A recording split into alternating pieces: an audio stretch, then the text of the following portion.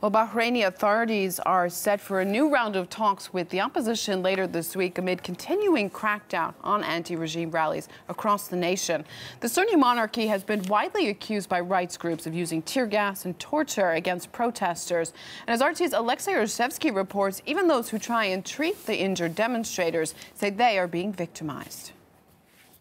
Nada Daif was among a group of doctors who were trying to help the injured during a protest in Bahrain. She claims that after violently crushing the dissent, the authorities turned their attention to her and her colleagues who were providing first aid. They denied health care to the patients and protesters. The doctors did not obey the orders. For such, the regime decided to punish those doctors. I was taken to a place for 10 days that I didn't know where it was. All that time I was blindfolded and handcuffed. I was in a solitary confinement for about 21 days. They would just open the door of the cell and beat me up and leave. There was a member of the royal family who directly was responsible of my torture. She was beating me and she electrocuted me. Almost 24 doctors were arrested back then. This further fueled the anger of the protesters and turned the hospital's grounds into the scene of another rally. The Salmanieh Hospital is Bahrain's leading medical institution, and that's where most of the arrests have been made. After those events, it now looks like a fortress guarded heavily by the riot police, and not everybody can get in.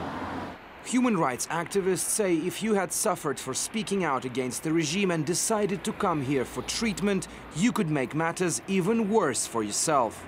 Anyone who was injured from the protest, they cannot go to the hospital because they will be arrested, interrogated, beaten and taken to the jail. Last year, many protesters and injured were tortured inside Salmanieh Hospital. We have heard a story and testimony of people and protesters being tortured inside the jail. But in my country, protesters were tortured inside the hospital. Nada was charged with treason and sentenced to 15 years in prison before being acquitted because of what she believed to be international pressure on Bahrain's government. The fate of many other doctors remains unclear. The person who allegedly tortured Nada and others, Princess Noura bint Ibrahim Al Khalifa, has been officially charged by police. She denies all allegations against her. Meanwhile, the government stands resolute that the action it took against the hospital was the right thing to do. These doctors managed to control the emergency unit and the first floor of the hospital and started to perform political acts. When a hospital is turned into a base for political ethic work, this is a real disaster. We had an unbiased committee investigating the hospital, and it condemned the acts of these doctors. The case against one of the members of the royal family may seem as an indication that Bahrain's government has bowed to the negative global reaction, with the doctor's scandal being far from the only torture accusation. CCTV cameras have been installed at all prisons in a move to become more transparent, according to the authorities.